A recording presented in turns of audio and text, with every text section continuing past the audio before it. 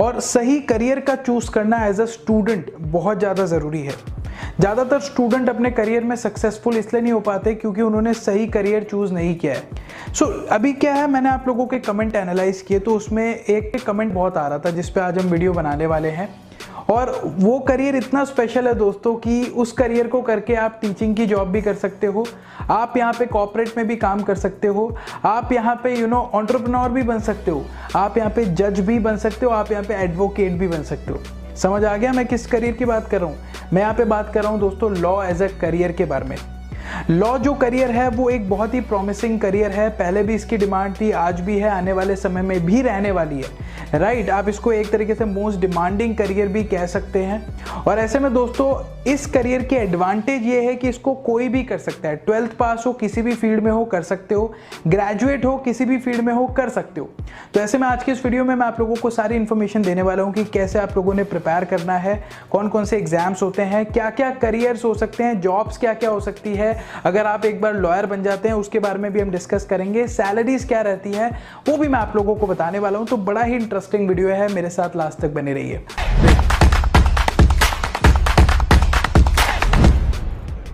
सो hey everybody, कैसे हैं आप सब? मैं प्रवीण आपका बहुत बहुत स्वागत करता हूं।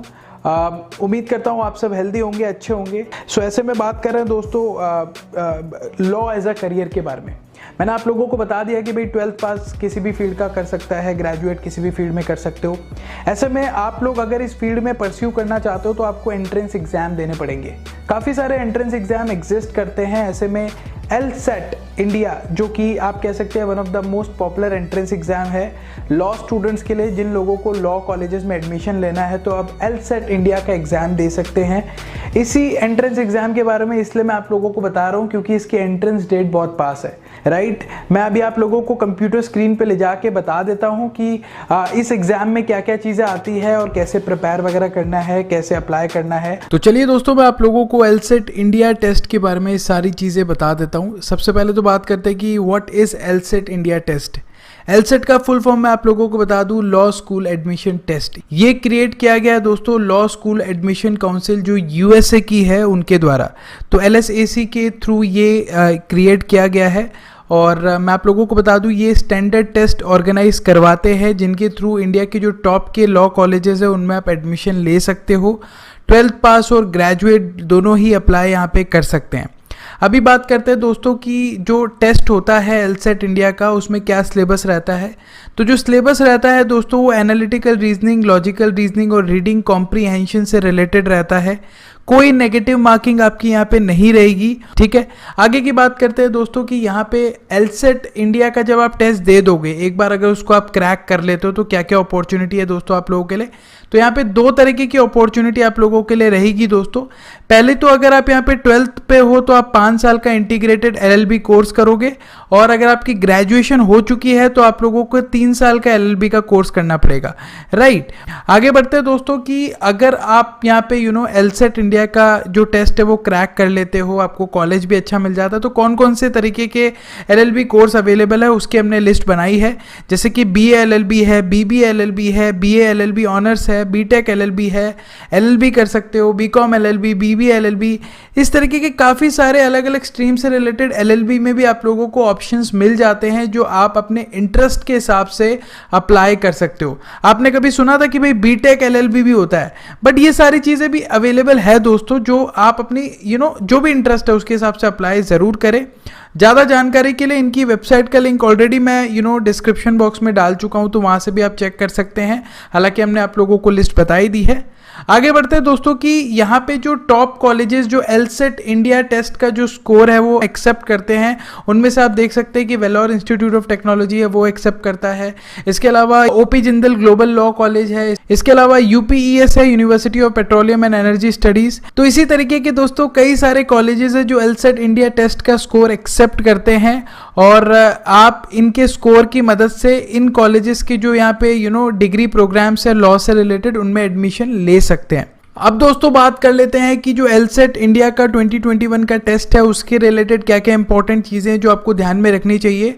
तो मैं आप लोगों को बता दूं, पहले ये जो एग्ज़ाम होता था वो ऑनलाइन नहीं हुआ करता था, बट कोविड की वजह से जो करंट एग्ज़ाम फॉर्मेट है वो कम्प्लीटली ऑनलाइन है।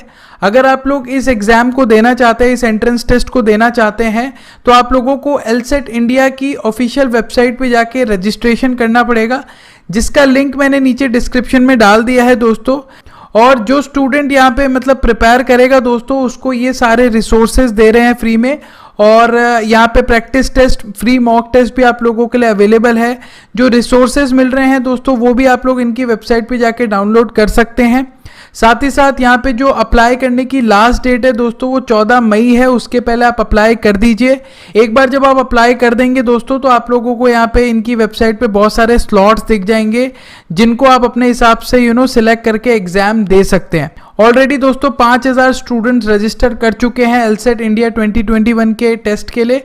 तो आप भी अप्लाई करना चाहते हैं, इस फील्ड में करियर बनाना चाहते हैं तो अप्लाई कर सकते हैं। लिंक आपको जैसे कि मैंने बताया नीचे डिस्क्रिप्शन बॉक्स में मिल जाएगा, राइट। और अगर आप 14 मई के बाद इस वीडियो को देख रहे हैं तो ये एग्ज़ाम दोस्तों होते रहते हैं साल में, तो आप जब भी नेक्स्ट टाइम ये एग्ज़ाम हो उस समय अप्लाई कर सकते हैं। जो सिलेबस होता है टेस्ट का वो जनरली सेम ही रहता है, ठीक है जी। तो इसी के साथ आगे बढ़ते हैं और मैं आप लोगों को ये भी बता देता हूँ कि स्कॉलरशिप भी अवेलेबल है जो यहाँ पे एलसेट इंडिया का टेस्ट देने वाला है। यहाँ पे दो तरीके की स्कॉलरशिप अवेलेबल है दोस्तों, एक तो ऐसे कंपटीशन है और एक यहाँ पे टॉपर स्कॉलरशिप है। दोनों के लिए ही आप यहाँ पे अप्लाई कर सकते हो। इवन 4 लाख रुपीस तक की आपको यहाँ पे स्कॉलरशिप मिल सकती है। ज़्यादा जानकारी के लिए स्कॉलरशिप की नीचे डिस्क्रिप्शन बॉक्स में इनकी वेबसाइट का लिंक है, वहाँ जाके आप सारी चीज़ें चेक कर सकते हैं। तो अगर आप अच्छा स्कोर लाते हैं तो आपके पास बहुत अच्छा मौका है कि आप यहाँ पे स्कॉलरशिप भी पा सकते हैं, ठीक है जी। इसी के साथ दोस्तों मैं यही कहूँगा कि डिस्क्रिप्शन बॉक्स में लिंक है, आप जाके चेक कर लीजिए अगर आप अपना करियर जो है लॉ में बनाना चाहते हैं। एलसेट इंडिया एक बहुत ही रेप्यूटेड टेस्ट है दोस्तों, जिसको देने के बाद दोस्तों आप लोगों को काफ़ी सारे लॉ कॉलेजेस में अप्लाई करने का मौका मिलता है। तो डिस्क्रिप्शन बॉक्स चेक कर सकते हैं ज़्यादा डिटेल्स के लिए। तो देखा दोस्तों आप लोगों ने, इस तरीके से यहाँ पे सारी चीज़ें होती है, तो आप अप्लाई कर सकते हैं अगर आप करना चाहें। तो अब बात करते हैं दोस्तों कि क्या क्या जॉब अपॉर्चुनिटी रह सकती है आप लोगों के पास जब आप लॉयर बन जाते हो। पहली चीज़ तो मैंने आपको बताया कि भाई आप टीचिंग कर सकते हो। टीचिंग कैसे कर सकते हो? देखिए आज की डेट में बहुत सारे लॉ कॉलेजेस है, राइट। लॉ कॉलेजेस में जो बच्चे लॉ पढ़ने आते हैं तो उनको पढ़ाने के लिए भी तो कोई लॉयर चाहिए ना, तो आपके पास टीचिंग के मौके हैं। जो बच्चे एंट्रेंस एग्जाम के लिए प्रिपेयर करते हैं तो जो कोचिंग सेंटर्स होते हैं उनमें भी टीचिंग की डिमांड रहती है। इसके अलावा आप एडवोकेट भी बन सकते हैं। एडवोकेट और लॉयर अलग अलग चीज़ होती है। लॉयर जो है आप लोगों को लॉ से रिलेटेड एडवाइस दे सकता है, बट वो किसी का केस नहीं लड़ सकता। अगर आपको ऐसा लॉयर बनना है जो केस लड़ सकता है, जैसे कि ये जॉली LLB देख लिया आपने, मूवी देखी होगी ना अक्षय कुमार की, या फिर आपने सनी देओल की जो तारीख पे तारीख वाली मूवी देखी होगी, तो ऐसे में अगर आप भी किसी का केस लड़ना चाहते हो तो आपको बार काउंसिल ऑफ इंडिया का एग्जाम क्रैक करना पड़ेगा। और बार काउंसिल ऑफ इंडिया का एक बार आप एग्जाम क्रैक करते हो तो आप एडवोकेट बन सकते हो और दूसरों का केस भी लड़ सकते हो, राइट।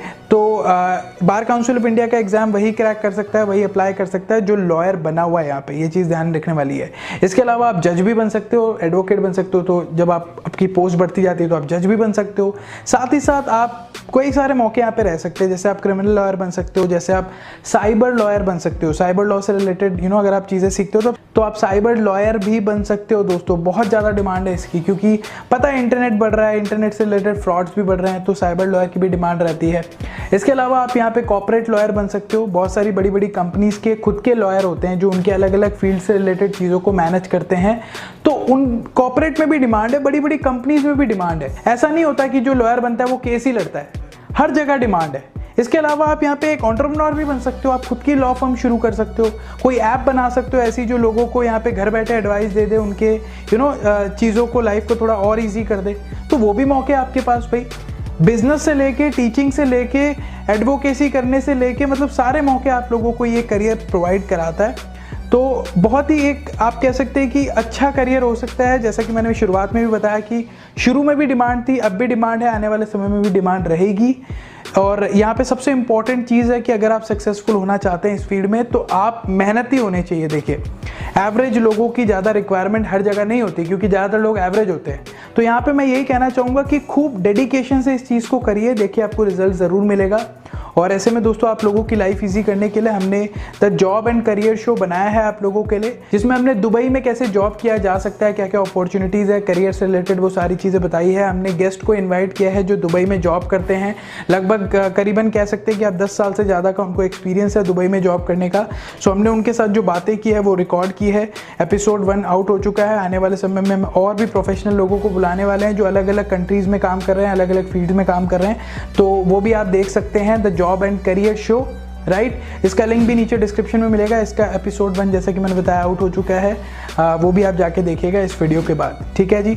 तो उम्मीद करता हूँ ये वीडियो पसंद आया होगा। अगर पसंद आया तो प्लीज़ लाइक शेयर करें। इसके अलावा कोई भी आपका सवाल है तो शर्माए नहीं, क्योंकि कमेंट बॉक्स हमेशा की तरह खुला है। कमेंट बॉक्स में लिख के पूछ सकते हैं।